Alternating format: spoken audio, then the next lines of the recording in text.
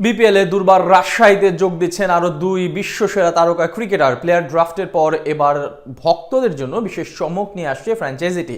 সমালোচকদেরকে পাশ কাটিয়ে চ্যাম্পিয়ন হবার জন্যই ডিরেক্ট সাইনিংয়ে বাজিমাত করতে চাচ্ছে দুর্বার রাজশাহী। দেশীয় তরুণদের সাথে মানসম্মত বিদেশিদের দিকে ঝুঁকছে উত্তরবঙ্গের দলটা।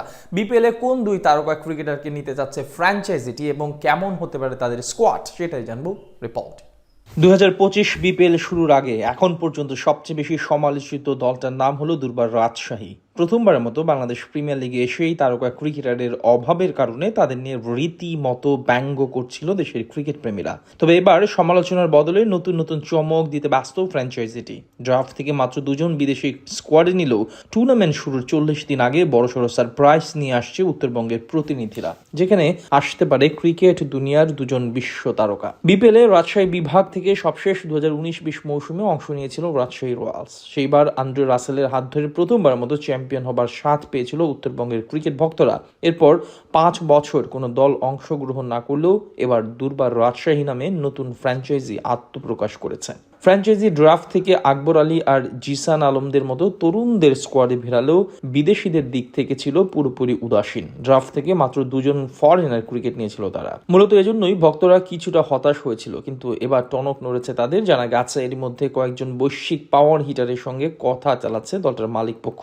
এর আগে গত বৃহস্পতিবার মেহরাব হোসেন অপি বলেছিলেন 4-5 জন বিদেশি ক্রিকেটারের সাথে যোগাযোগ করছে তারা। সেখানে প্রথম নামটা ছিল পাকিস্তান দলের ওপেনার ফখর জামান। শোনা যাচ্ছে কয়েকটি ম্যাচের জন্য হলেও আনতে পারে তাকে।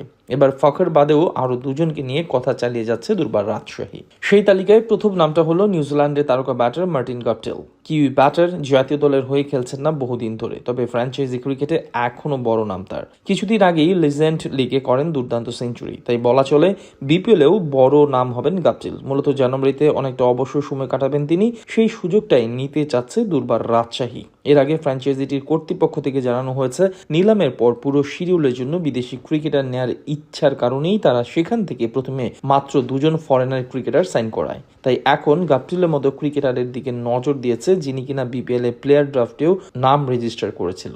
এদিকে কিউই ব্যাটারের পাশাপাশি শ্রীলঙ্কা দলের তারকা ক্রিকেটার দুসান হেমন্থের সঙ্গেও কথা চালাচ্ছে ফ্র্যাঞ্চাইজিটি। গত ইমার্জিং এশিয়া কাপে সর্বোচ্চ উইকেট শিকারী হয়েছিলেন এই লেগ স্পিনার।